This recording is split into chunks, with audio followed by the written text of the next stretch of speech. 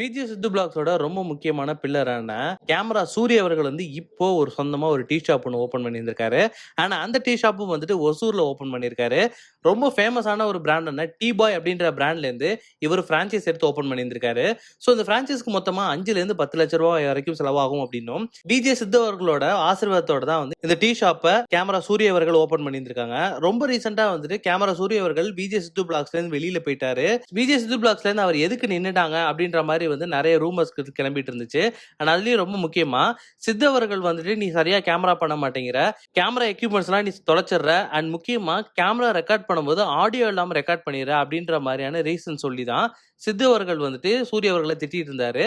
And சித்து அவர்களே வந்து நீ வந்து வெளியில போயிடு அப்படின்ற மாதிரி சொன்ன காரணத்தினாலதான் சூரிய அவர்கள் வந்து இப்ப வெளில போயிட்டாங்க அப்படின்ற மாதிரி ஒரு சில ரூமர் கிளம்பிட்டு இருந்த நேரத்துல சூரி ரிட்டர்ன்ஸ் அப்படின்ற மாதிரி ஒரு வீடியோவும் போஸ்ட் பண்ணியிருந்தாங்க. ஆனா அந்த வீடியோல வந்து நான் திருப்பி வந்துட்டேன் அப்படின்ற மாதிரி சூரி சொல்லவும் செஞ்சிருந்தாரு.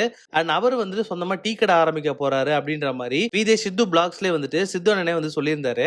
ஸோ இந்த மாதிரி இருக்க நிலையில இப்போ சூரிய அவர்களே வந்து அபிஷியலா ஒரு இன்ஸ்டாகிராம் பேஜ்ல நான் அந்த மாதிரி டீ கடை ஓபன் பண்ணியிருக்கேன் அப்படின்ற மாதிரி சொல்லியிருந்தாரு. ஸோ அந்த கடைக்கு வந்துட்டு நிறைய பேர் வந்து உள்ள வந்து பாக்குறதா இருக்கட்டும்.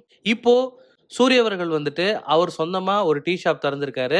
அண்ட் சித்து அவர்களே வந்து அதுக்கு ஹெல்ப்பும் பண்ணியிருக்காரு அப்படின்றது தான் இங்க குறிப்பிடத்தக்க வேண்டிய விஷயம்.